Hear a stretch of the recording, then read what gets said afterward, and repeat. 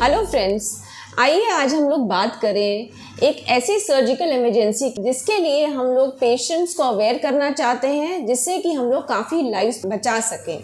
और ये है एक्टोपिक प्रेगनेंसी। सबसे पहले जानना चाहेंगे एक्टोपिक प्रेगनेंसी का मतलब क्या है।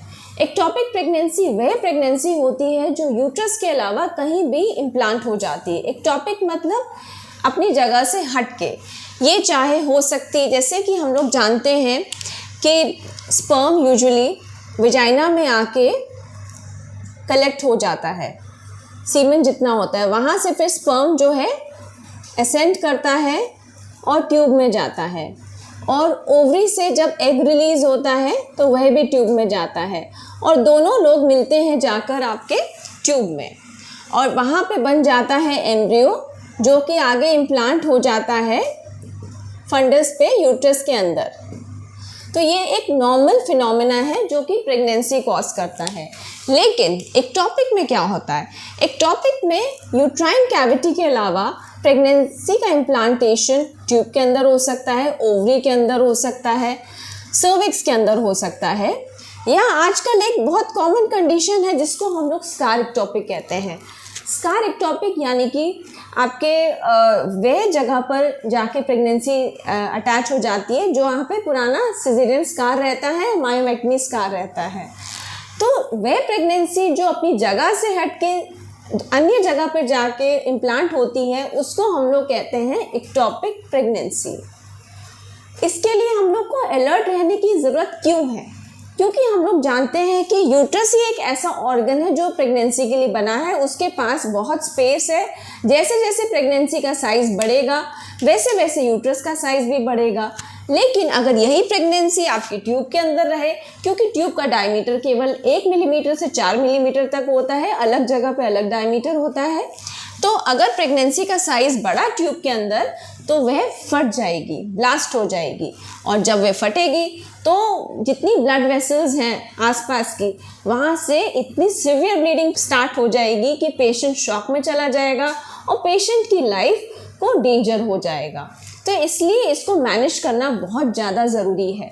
और पेशेंट जो आता है तो सबसे पहले हम लोग उसका अल्ट्रासाउंड करते हैं, क्योंकि अल्ट्रासाउंड ही एक मेथड है जिसके द्वारा हम लोग एक्टोपिक को डायग्नोस कर सकते हैं।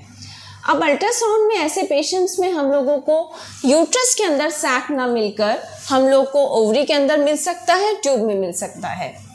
और ये दो तरीके से प्रेजेंट करती है, या तो ये इंटैक्ट हो यानी रप्चर ना हुई हो, या फिर ये रप्चर यानी ऑलरेडी फट चुकी होती है।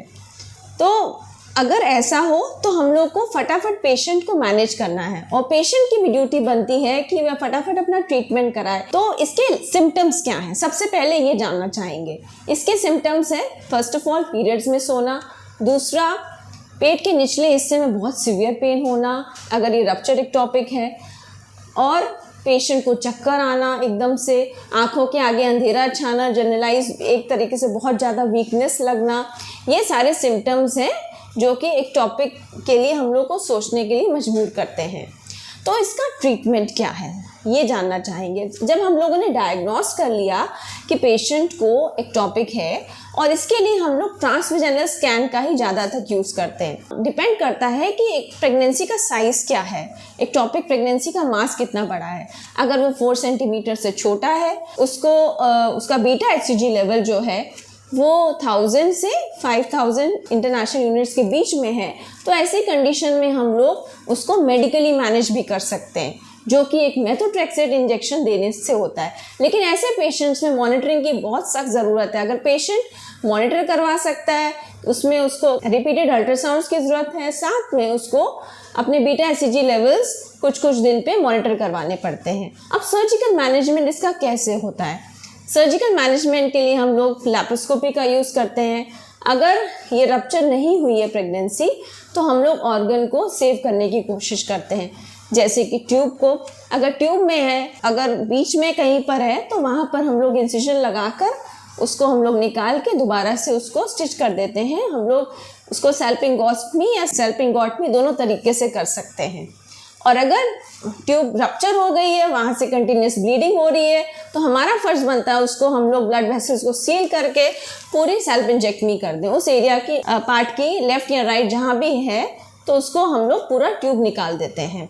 अगर ओवरी में है तो हम कोशिश करते हैं कि हम लोग केवल उतना पार्ट निकालें जहाँ पर प्रेगनेंसी है और ओवरी को कंजर्व करने की कोशिश करते हैं। तो कभी भी किसी पेशेंट को एक्टोपिक हो तो उसके ट्रीटमेंट में कभी डिले मत करिए, क्योंकि इससे लाइफ को रिस्क हो सकता है।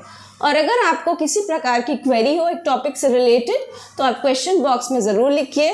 Thank you so much for listening.